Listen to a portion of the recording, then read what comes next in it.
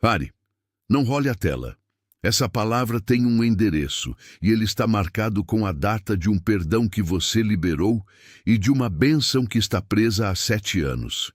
Este não é um vídeo sobre a pessoa que você perdoou. É sobre o que a sua obediência silenciosa, a sua decisão de liberar quem te feriu, mesmo sem ver justiça, destravou no mundo espiritual enquanto você não via. Você achou que estava apenas encerrando um capítulo de dor, mas, na verdade, você estava girando a chave da única porta que ainda te separava do seu tempo de governo. Você está cansado. E eu não falo do cansaço do trabalho, falo de um cansaço na alma. Primeiro, ele se manifesta no seu corpo. Sua alma permanece em estado de alerta, mesmo quando o corpo deita. O sono é raso, picado, e você acorda às 3 da manhã com o coração apertado, mais exausto do que quando foi para a cama, como um soldado que dorme em prontidão no campo de batalha, porque mesmo depois de perdoar, o seu corpo ainda guarda a memória da ofensa e a vigília da ferida. Depois, esse cansaço ataca suas decisões. Você se vê diante de encruzilhadas que deveriam ser simples e trava. A escolha que você fez na semana passada hoje já parece um erro. Você repete padrões que já diagnosticou em contextos diferentes, com pessoas diferentes. Como se houvesse um ciclo de vulnerabilidade que sua força de vontade não consegue quebrar.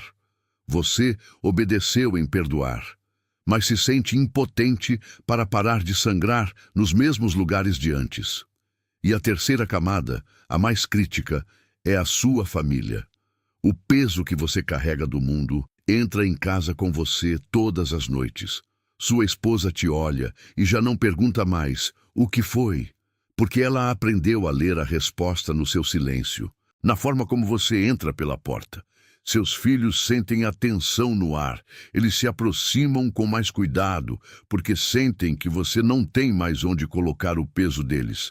A paz do seu lar se tornou refém de uma guerra que você trava por dentro, e que o seu perdão, sozinho, ainda não conseguiu apaziguar na prática. E hoje, de novo, você descarregou sem querer. Antes de eu continuar, preciso te dizer exatamente o que vai acontecer nos próximos parágrafos, para que você saiba por que ficar importa. Primeiro, vou te mostrar onde você realmente esteve nos últimos 7 anos, de uma forma que finalmente faz o silêncio de Deus fazer sentido. Você vai se reconhecer no que eu descrever, não o geral, o específico, a noite específica, a decisão específica, a conversa que não aconteceu. Segundo, vou te entregar uma palavra em hebraico que ninguém te ensinou, e quando você ouvir o som dela, você vai entender por que chegou aqui hoje. Isso acontece dentro desse vídeo. Você recebe sem sair do lugar onde está. Terceiro, no final, eu vou declarar 2 nomes sobre você. Não uma bênção genérica, uma comissão específica com os nomes que foram registrados sobre você antes de você saber que estavam sendo registrados. Eu não prometo que isso muda a sua vida até amanhã de manhã. Prometo que, se você ficar comigo até o fim, você sai daqui sabendo de algo que não sabia antes, com algo específico na mão e com algo declarado sobre você que permanece depois que o vídeo terminar. Se você sair no meio, você sai com a memória da dor, mas sem o selo da sua nova identidade. Fique até o fim. O que você viveu foi o plantio de uma semente no inverno, uma semente de obediência, o seu perdão, colocada em um chão duro, congelado, escuro. Por 7 anos, você olhou para a terra e não viu nada, nenhum broto, nenhuma evidência de vida. Apenas o frio, o silêncio e a memória do dia em que você plantou. Você foi tentado a acreditar que a semente estava morta, que seu ato foi em vão. Mas a verdade é que debaixo da terra, no escuro, onde o olho humano não vê, a semente estava rompendo. A pressão da terra congelada não era para matá-la, era para forçar a raiz a ir mais fundo, a buscar água onde ninguém mais buscaria, a criar a estrutura que vai sustentar uma árvore que dará frutos por décadas. A ausência de evidência não foi ausência de atividade. Foi a preparação silenciosa para uma colheita que você não teria estrutura para aguentar 7 anos atrás. Você não tem lutado mal, você tem lutado com as mãos nuas. Tem enfrentado gigantes com a força do seu braço, quando havia uma funda preparada para você. Tem navegado a tempestade sem o mapa que te foi prometido, mas que você ainda não sabia que existia. A sua obediência te qualificou. A sua dor te preparou. Mas a falta de um instrumento te manteve no mesmo lugar. Se você se reconhece nesta trincheira, se a descrição desses 7 anos, desse cansaço, dessa guerra silenciosa em casa, te pertence, faça um ato profético agora. Escreva nos comentários, apenas para você e para o céu lerem: estou aqui. Não para mim, para você. É um decreto de posicionamento. Você está dizendo: eu não desisti no inverno, eu permaneci, estou aqui para a colheita. E sobre exatamente isso, sobre as noites em que a alma não aquieta mesmo quando o corpo está parado, sobre as decisões que você tomou no desespero porque esperar custou mais do que aguentar, sobre chegar em casa sem descarregar o peso que o mundo colocou em cima de você. Há algo que Salomão deixou registrado que eu vou te mostrar mais adiante. Guarda no fundo da cabeça. Volto nisso quando o momento certo chegar. Mas o que acontece quando o inverno finalmente acaba, a neve derrete e o primeiro broto aparece? O que acontece no dia seguinte à grande virada? Você chegou aqui porque algo que você fez hoje, aquele perdão liberado, abriu uma exceção no céu. A palavra foi dada, o decreto foi emitido. E agora começa a parte que a maioria perde, porque entre a palavra recebida e a palavra cumprida no dia comum, existe um intervalo que o inimigo conhece melhor do que você. E é nesse intervalo que a maioria dos escolhidos perde o que foi concedido. Não porque o decreto foi revogado, porque chegou em casa na segunda-feira de manhã e não tinha um instrumento para sustentá-lo. Salomão foi o homem mais sábio que já existiu, e isso não é título de livro de história, é registro bíblico assinado pelo próprio Deus. Quando teve a chance de pedir qualquer coisa, não pediu riqueza, não pediu vida longa, não pediu a cabeça dos seus inimigos, pediu sabedoria. E Deus ficou tão comovido com o pedido que deu a sabedoria e deu tudo o mais junto. Ele julgou a disputa das 2 mães, quando ninguém mais no reino sabia julgar. Escreveu 3.000 provérbios. Governou Israel no ápice histórico que aquela nação já viu antes ou depois. A rainha de Sabá viajou meses de camelo só para testar essa sabedoria. E quando voltou, disse que nem a metade tinha sido contada. E o próprio Jesus em pessoa, citou Salomão pelo nome, e ele não levou essa sabedoria para o túmulo. Deixou registrada com uma precisão cirúrgica que atravessou 3.000 anos sem perder a aresta. Ele deixou registrado como parar de repetir o mesmo erro que você já diagnosticou, e que mesmo assim continua acontecendo em contextos diferentes, com pessoas diferentes, como se houvesse um padrão que você não consegue quebrar. Ele deixou registrado como chegar em casa sem descarregar em cima da sua família o peso que o mundo colocou em cima de você durante o dia, para que a sua casa finalmente sinta a diferença e não precise de você resolvido, mas de você presente. E deixou registrado como andar com postura de quem sabe, com critério, para você parar de pedir conselho a quem não tem condição de dar, parar de decidir no calor da dor e parar de acreditar em quem vende milagre barato. Eu reuni isso em um guia chamado O Código da Sabedoria de Salomão. Está no primeiro comentário fixado, logo aqui abaixo. É a união da sabedoria de Provérbios com os princípios da restauração pacífica que tiram um homem do estado de sobrevivência e o trazem para o estado de clareza e decisão. Salomão escreveu: Eu organizei para o dia comum que você está vivendo agora. Nesta semana que começa amanhã, junto com o guia principal, vão 2 instrumentos que eu coloquei ali, porque sem eles o guia teria um buraco. O primeiro é o ritual do sono do justo. 10 minutos antes de dormir, um áudio guiado pelo que Davi escreveu no Salmo 4:8. Em paz me deito e logo adormeço, porque só tu, Senhor, me fazes repousar em segurança.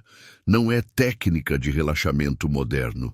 É o ato de entregar à guarda de quem não dorme o peso que você carregou o dia inteiro, para que sua alma pare de fazer plantão por algo que já está sendo vigiado.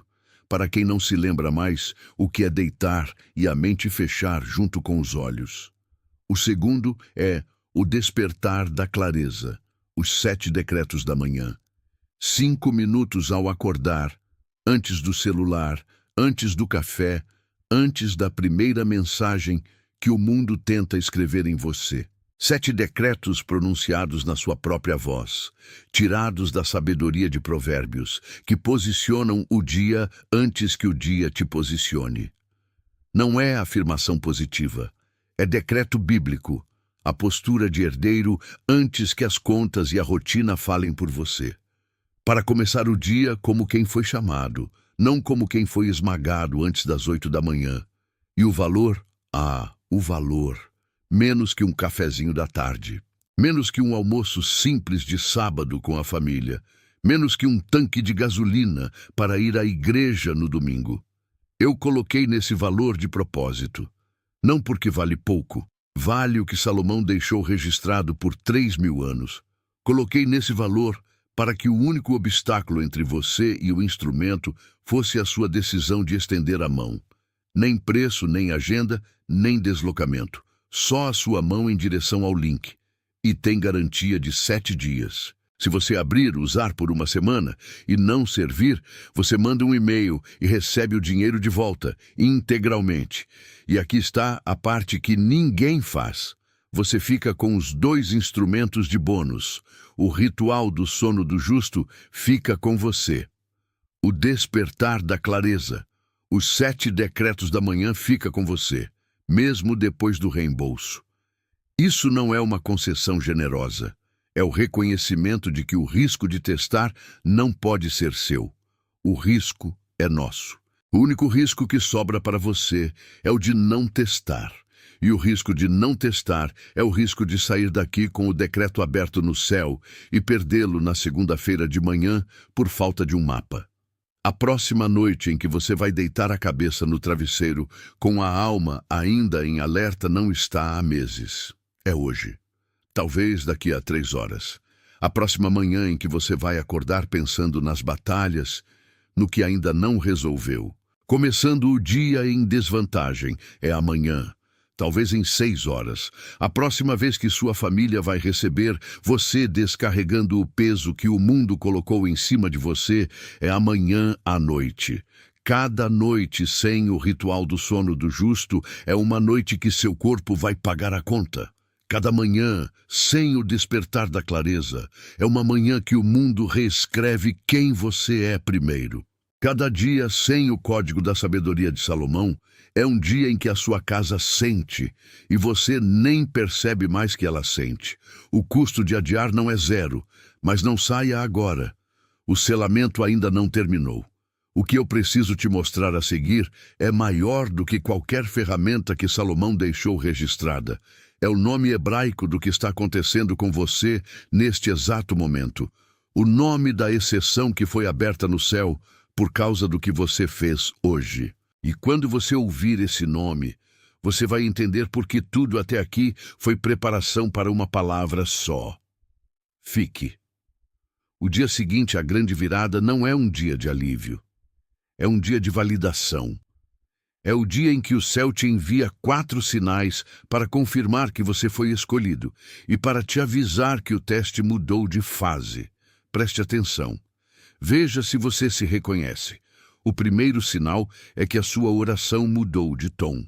Antes, você orava com a fé de quem pedia.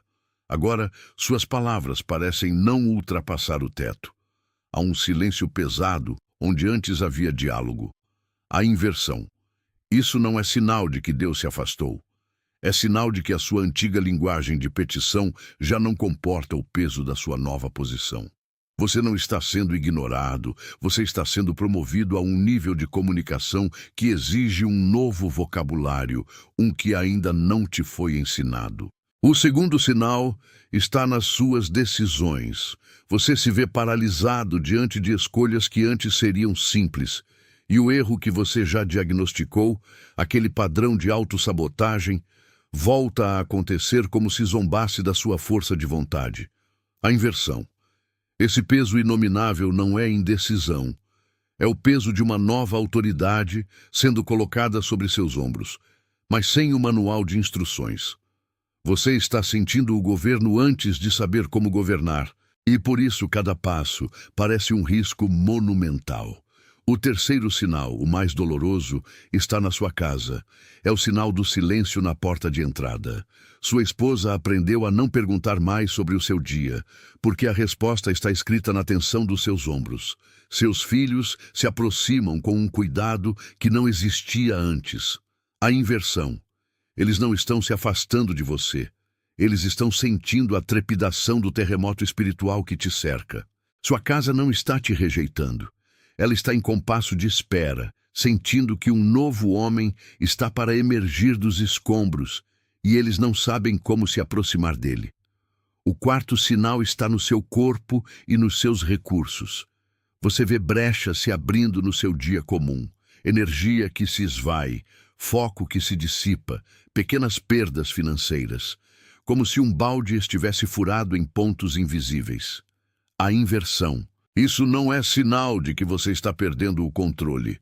É o odre velho se rompendo porque o vinho novo da sua bênção está chegando. O que é antigo em você não tem mais estrutura para conter o que está prestes a ser derramado. Se você se reconhece nestes 4 sinais, se o seu corpo, suas decisões e sua casa se tornaram um campo de prova, faça um segundo ato profético. Desça aos comentários e escreva, para que o céu registre. Eu carrego o que ninguém mais carrega. Isso não é uma declaração de fardo, é o reconhecimento de um chamado. O que você está vivendo é uma câmara de pressão. Cada um desses sinais é uma camada de pressão sendo aplicada sobre o carvão da sua obediência. A pressão não vem para te esmagar, ela vem para transformar o que era comum e quebradiço em algo raro, denso e capaz de refletir a luz de uma forma que o carvão jamais poderia. O céu não está te punindo, está te qualificando para brilhar. Há uma palavra em hebraico que define exatamente o que você carrega, o nome do teste pelo qual você passou sem saber. Quando eu a disser, você nunca mais vai olhar para esse período da mesma forma. Fique. Antes de eu te dar o nome hebraico do que você carrega, preciso te lembrar de uma coisa. O instrumento que Salomão deixou registrado, o que eu mencionei lá no começo, ele não substitui o nome que você vai receber. Ele te ajuda a sustentar o nome no dia comum, depois que o nome for recebido. É por isso que a ordem importa. Primeiro o nome, que te dá identidade. Depois a ferramenta, que te dá capacidade. Fique, feche os olhos por um instante. Se estiver em um lugar onde pode fazer isso, faça. Respire fundo, uma vez. Não para relaxar. Para se apresentar, coloque a mão sobre o seu peito, sinta a batida. Cada batida é uma contagem, um registro. Você acha que tem estado à deriva, perdido em um mar de silêncio, mas cada segundo desses 7 anos foi catalogado. Cada noite em claro, cada decisão adiada, cada suspiro pesado na porta de casa. Nada foi perdido. Tudo foi registrado em um arquivo no céu que tinha um nome que você não conhecia. Até agora, há uma palavra em hebraico para o teste que você atravessou. Não é a palavra para um teste de escola, onde se mede conhecimento. Não é a palavra para uma aprovação genérica, onde se mede resistência. A palavra é bakan. Na sua tradução mais simples, significa provar ou examinar. Mas essa tradução é pobre. Ela não carrega o fogo. Ela não carrega o peso do metal. O verdadeiro significado de Bakhan é o teste do metalúrgico. É o que o artesão faz quando submete o ouro ou a prata ao fogo mais intenso. O objetivo do fogo não é destruir o metal, não é ver se ele aguenta. O objetivo é queimar toda a escória, toda a impureza, toda a liga barata que se misturou a ele, para que apenas o seu valor real, a sua pureza intrínseca, a sua autenticidade, seja revelada. Deus não estava testando se você era forte. Ele estava te purificando para confirmar que você era valioso. Foi esse teste que Davi pediu no Salmo 26, versículo 2, quando ele orou: sonda-me, Senhor, e prova-me, examina, Bakhan, os meus rins e o meu coração. Ele não pediu para ser poupado do fogo. Ele pediu para ser validado por ele. O seu ato de perdão, aquela sua decisão de obedecer sem ver a recompensa, foi a sua entrada voluntária nesse fogo. Você não sabia que estava pedindo, mas sua obediência falou mais alto que sua voz, e o céu ouviu. Então entenda isto, e que isto mude o nome dos seus últimos 7 anos para sempre. Você não esteve em um deserto, você esteve em uma fornalha de Bakhan. Você não foi esquecido, você foi supervisionado de perto. O silêncio de Deus não era distância, era a concentração do artesão que não conversa enquanto trabalha no metal precioso. O seu perdão não foi o fim da dor, foi a prova final, o momento em que o mestre olhou para o ouro incandescente e disse: está puro, está qualificado. O arquivo que estava lacrado com o nome atraso foi aberto, e dentro dele seu verdadeiro nome estava escrito: provado no fogo. A semente que você plantou no inverno, a semente do seu perdão, não estava apenas esperando o frio passar. Ela estava passando pelo seu próprio Bakhan. A pressão da terra congelada era o fogo que queimava a casca, que forçava a raiz a se purificar de qualquer intenção superficial e a buscar água nas profundezas da promessa. A sua estrutura foi forjada no Bakhan do subsolo. Agora que você sabe o nome do que carrega, preciso te mostrar que alguém carregou isso antes de você. Alguém que foi vendido pelos irmãos, esquecido na prisão, mas que no dia do poder usou a sabedoria para governar em vez de se vingar. E o que aconteceu com essa pessoa vai mudar a forma como você enxerga a bênção que está chegando. Prometo voltar a isto. Ajuste sua postura agora, porque vou te levar para um lugar nas Escrituras que você conhece, mas que nunca viu com os olhos do seu momento atual.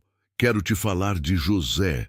Sim, o José da túnica, dos sonhos, do poço, da traição dos irmãos. Você conhece a história, mas não reconheceu o seu próprio reflexo nela.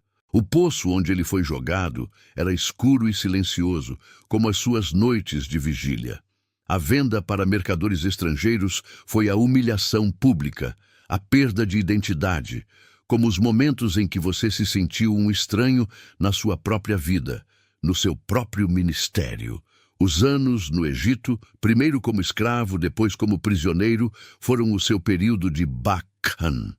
Cada dia na prisão de Faraó, esquecido por aqueles a quem ajudou, foi um teste de fogo. O céu parecia de bronze. As promessas, uma memória distante de um menino sonhador. José foi provado no silêncio, na injustiça, na espera. Ele, como você, obedeceu onde ninguém estava vendo. Ele, como você, manteve a integridade quando a única testemunha era o Deus que parecia ter se calado. Esses foram os seus 7 anos de inverno. E então, o poder mudou de mãos. Da prisão ao palácio em um único dia. Mas a verdadeira prova de José não foi a prisão, foi o poder. O verdadeiro teste não foi a fome, foi a abundância, porque é na hora da vindicação que a sabedoria é mais necessária do que a força. E por anos ele administrou o Egito, salvou o mundo conhecido da fome e reencontrou seus irmãos. Aqui está o momento de sabedoria que Salomão teria aplaudido, o momento que define o seu agora. Depois da morte de Jacó, os irmãos de José, consumidos pela culpa e pelo medo, se jogam aos pés dele. Eles esperam a vingança, a retaliação adiada. Eles oferecem ser seus escravos. Naquele momento, José tinha o poder para esmagá-los. Tinha a justificativa para fazê-lo. Tinha a memória da dor para alimentar sua ira.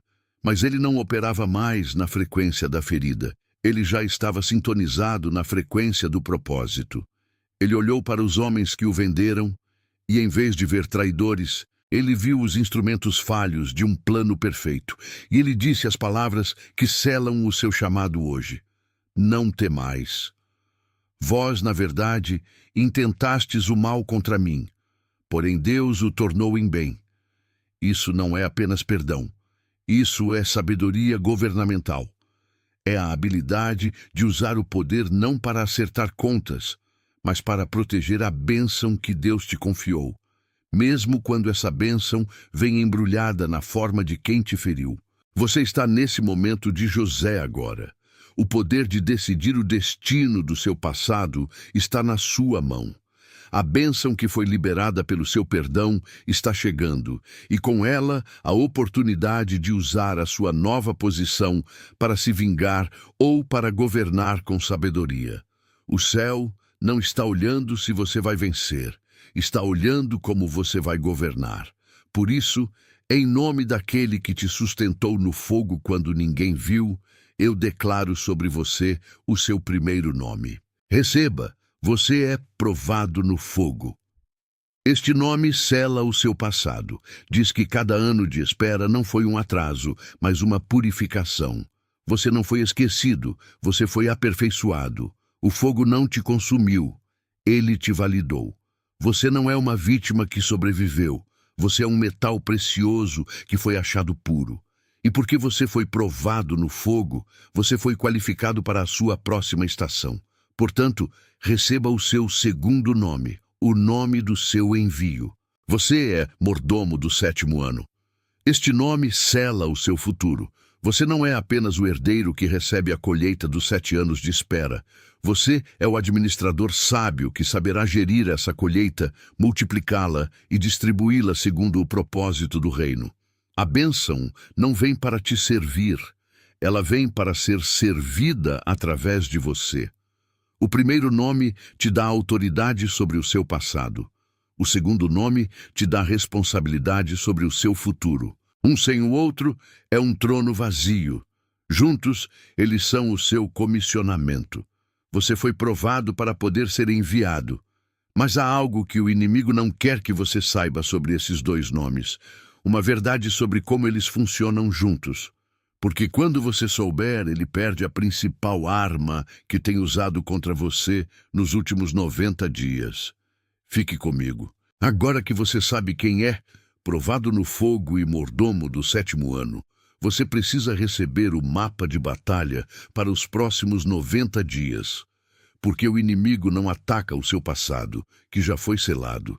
Ele ataca a sua identidade recém-declarada, no exato ponto da sua comissão.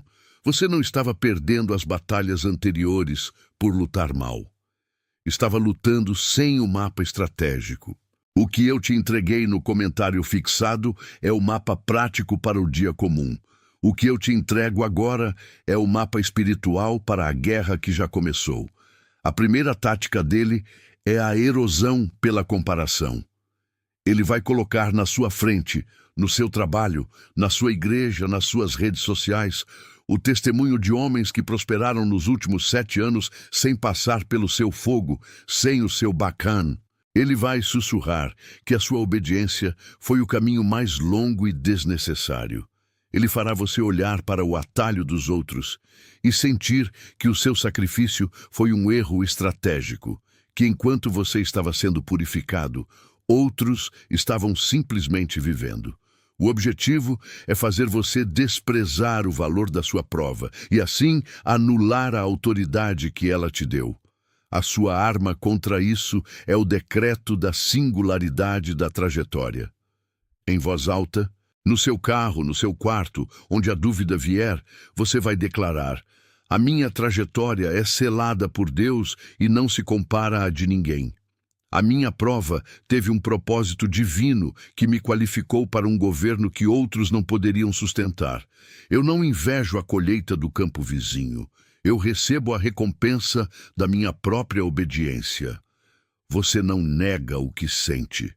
Você governa o que sente com aquilo que você sabe. A segunda tática, a mais perigosa, é a desistência a 24 horas da virada. Ele vai esperar até o momento em que a bênção estiver tão perto que você pode senti-la no ar. E nesse exato momento, ele vai lançar sobre você um peso de exaustão insuportável. Uma crise inesperada, uma briga em casa, uma conta que não fecha. Ele fará a última milha parecer mais longa que toda a jornada, para te convencer de que a bênção é apenas um novo fardo. O objetivo dele é fazer você largar o arado a um passo da colheita. A sua arma é a resistência do último segundo. É a teimosia santa do soldado que, ferido e exausto, decide ficar de pé por mais uma hora. Não porque tem forças, mas porque sabe que o reforço está a caminho. Quando tudo em você gritar para desistir, você vai respirar fundo e dizer: eu já paguei o preço no fogo.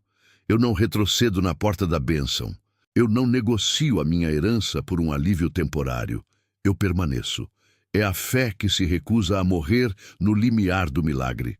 Se você vai usar estas armas, você precisa estar posicionado para receber o suprimento contínuo e as próximas instruções de batalha. Inscrever-se neste canal não é sobre números ou vaidade. É um ato espiritual. É você dizendo: eu estou no meu posto de sentinela. Eu não vou abandonar a minha posição. Estou pronto para a próxima palavra de comando. Faça isso agora, como um decreto de que você não luta mais sozinho. Agora que você sabe com o que está lidando e com o que pode lutar, que conhece as táticas do inimigo e as armas do reino, há uma oração que precisa ser feita. Não por mim, por você. E eu vou conduzi-la, selando a sua nova identidade no lugar onde a batalha é, de fato, vencida ou perdida, dentro do seu espírito. Prepare-se. Feche os olhos agora. Se estiver em um lugar seguro para isso, feche. Coloque as duas mãos sobre o seu peito. Respire fundo uma vez, não para relaxar, mas para se apresentar diante do trono. Senhor, eu estou aqui, cansado. O meu corpo deita, mas a minha alma não descansa. As minhas noites se tornaram campos de batalha, onde eu ensaio as guerras do dia seguinte. As minhas decisões, Pai, elas se repetem em um ciclo de autossabotagem que a minha força de vontade não consegue quebrar. E a minha casa? A minha casa sente o peso de uma guerra que eu não sei como parar de lutar. Eu descarrego sobre os que eu amo o fardo que o mundo coloca sobre mim. Eu perdoei, mas o sangramento não parou. Eu obedeci, mas o cansaço não cessou. Mas eu permaneci.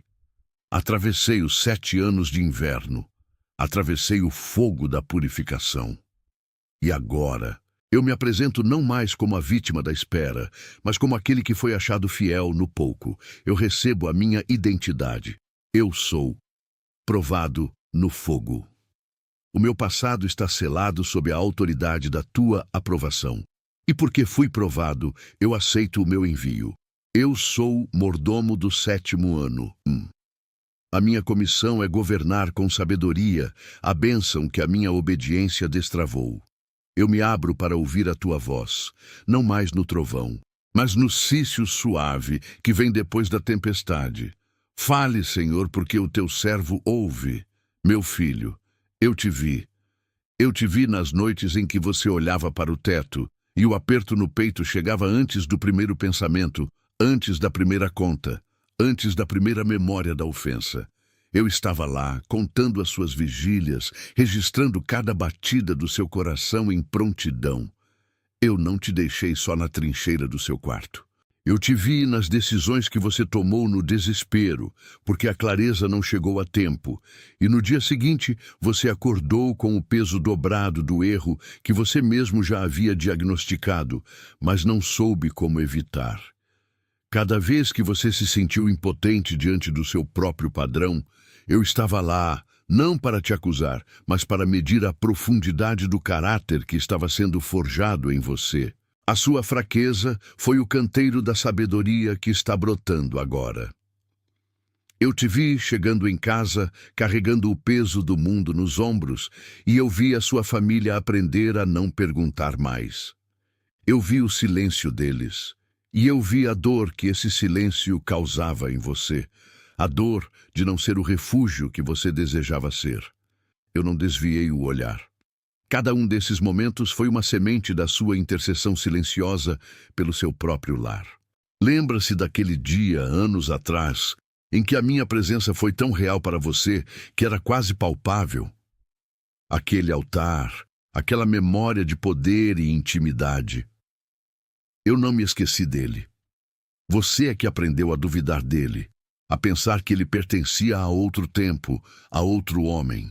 Aquele altar ainda está de pé no mundo espiritual, e é sobre ele que eu selo a sua nova identidade hoje. Você está comprometido, você está comissionado, você está enviado, você está comprometido, você está comissionado, você está enviado, você está comprometido, você está comissionado, você está enviado. Não diga amém ainda. Fique nisto. Sinta o peso destas palavras se assentando sobre você. A semente que você plantou naquele dia de perdão, no inverno da sua alma, debaixo da terra congelada. Ela brotou. A colheita do 7º ano começou. Agora, selado e enviado, você pode dizer amém. O que foi selado aqui agora vai ser testado na primeira segunda-feira de manhã. Quando o despertador tocar, quando a rotina voltar, quando a voz do ciclo tentar reler o que aconteceu hoje como emoção passageira de um domingo à noite. O inimigo não aceita, sem luta, o que acabou de ser decretado sobre você. E quem foi comissionado sem instrumento, caminha no campo aberto, sem o que Salomão deixou registrado, exatamente para este momento. A exceção foi aberta no céu. Agora, ela precisa sobreviver ao dia comum. O código da sabedoria de Salomão está no primeiro comentário fixado, logo aqui abaixo, não como substituto do que você recebeu nesta mensagem, como companhia para defender o que foi selado. Porque decreto sem instrumento apodrece na primeira segunda-feira de manhã, e o adversário conta com a segunda-feira. Menos que um cafezinho da tarde, menos que um lanche do sábado, com garantia de 7 dias e os 2 instrumentos de bônus que ficam com você mesmo, se não servir. O risco é nosso. A mão é sua. Clica agora, enquanto o decreto ainda está vivo no teu peito. Não amanhã. Não depois do banho, não depois de falar com alguém, porque quem deixa para depois, deixa para nunca. E o adversário conta com o depois. Ele já contou com o depois em cada outra mensagem que você recebeu e adiou. Ele conta com o depois agora também. Essa não vai ser mais uma. E agora, a última palavra. Há alguém no seu círculo carregando exatamente o que você carregou até hoje. Alguém que vai chegar em casa hoje à noite descarregando o mesmo peso. Alguém que vai deitar a cabeça no travesseiro com a mesma alma em alerta. Essa pessoa não vai parar no scroll sozinha. Ela precisa que alguém envie. Esse alguém é você. Isso não é compartilhar um vídeo, é interceder. Agora feche os olhos, respire 3 vezes e permaneça em silêncio até o vídeo terminar. O que foi feito aqui precisa pousar. Não role, não saia, fique.